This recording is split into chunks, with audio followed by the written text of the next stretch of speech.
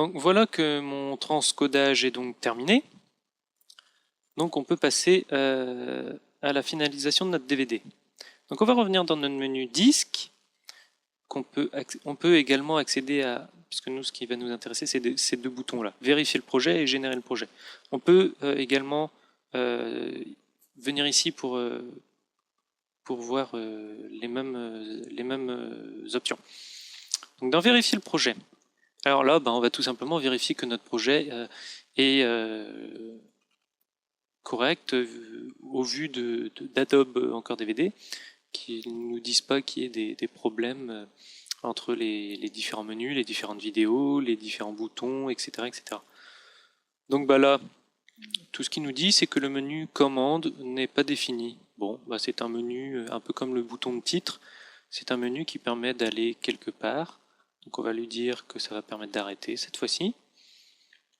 Voilà, on va refaire, voilà, vérifier le projet. Donc là c'est bon, il nous dit rien. On va faire terminer. Notre projet est vérifié.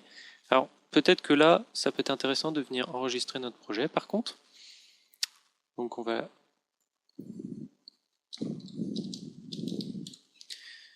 l'enregistrer tout simplement. On va pas s'embêter. Donc vous voyez que c'est .c3, c'est le son. C'est un fichier de son qui a été généré. Et on a également forcément la vidéo qui a été générée. On revient là. Donc voilà, nous avons transcodé notre vidéo, comme vous pouvez le voir.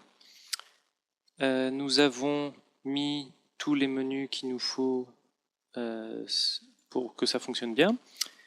Nous allons enregistrer notre vidéo. Donc moi je l'ai déjà enregistré, donc vous l'enregistrez dans votre dossier. Il va enregistrer les fichiers qui ont été transcodés. Voilà. Et ce que nous allons faire maintenant en premier, c'est un aperçu. Ça évite de graver notre DVD alors que celui-ci ne fonctionnerait pas. Donc on va générer un aperçu. Donc on est d'accord. Je viens de lancer mon aperçu. Ma vidéo démarre automatiquement. Et si on a bien fait, si on a bien compris ce qu'il fallait qu'on comprenne, notre vidéo est censée recommencer toute seule. Donc, on va attendre la fin. Donc, elle dure 47 secondes.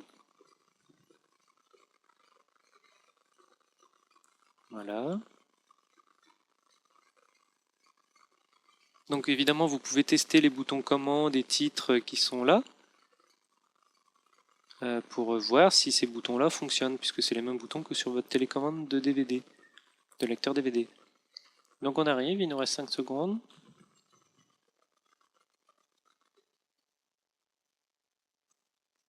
Voilà, et notre vidéo recommence bien comme il faut. Donc on a bien fait comme il faut. Le projet qu'on va graver fera bien ce qu'on veut. Alors, on va donc faire une chose, c'est ici, générer un DVD. Alors, vous voyez qu'on a une partie qui est créer un disque DVD et une autre qui est créer un dossier, créer une image, créer un master. Si on va dans notre projet disque ici, en fait, le générer le projet ici, c'est ce qui va nous créer, c'est ce qui nous accède à créer le disque DVD. C'est la première option qu'on a ici. Donc, créer un disque, en fait, ça permet de le graver tout de suite. Nous, on va passer par la création.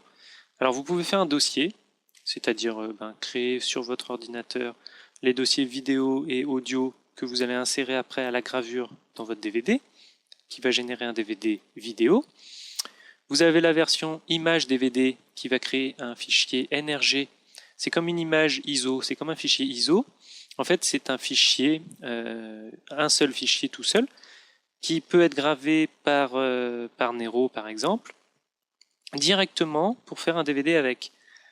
C'est également un fichier qui permet d'être lu par un lecteur virtuel, tel que ceux de Alcol ou de Demon Tool, qui permettent de lire des images de DVD comme ça. Donc on peut la stocker sur son ordinateur et la relire comme ça. Et autrement, il y a le master DVD, qui permet donc de créer un DVD spécialement pour être gravé un certain nombre de fois, voire sur plusieurs graveurs à la fois. Donc nous allons créer juste une image et nous n'allons pas nous occuper de la gravure en tant que telle puisque vous la générez quand vous voulez après. Donc nous, on veut créer, bon, on va laisser avec projet en cours. La source de destination, c'est notre fichier, notre dossier. On va lui donner un nom. Encore DVD, par exemple. On va l'enregistrer, on va faire suivant. Et là, notre DVD est prêt à être généré. Alors, on a pris un DVD d'une taille normale DVD. Vous voyez que notre... donc ça, c'est la place qui nous reste sur notre ordinateur. Et vous voyez que en fait, notre vidéo ne fera que 39,9 mégas ici. Donc on a largement la place. Donc on va générer tout ça. Alors si vous n'aviez pas transcodé vos vidéos avant, c'est pendant cette étape-là qu'elles vont être transcodées. Donc bien faire attention aux paramètres que vous leur donnez. Voilà, notre vidéo, notre image a été générée. Et on peut venir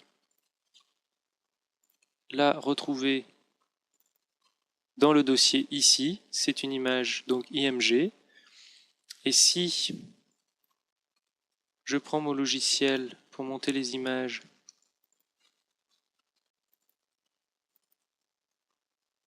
donc il faut faire attention à tout montrer les fichiers.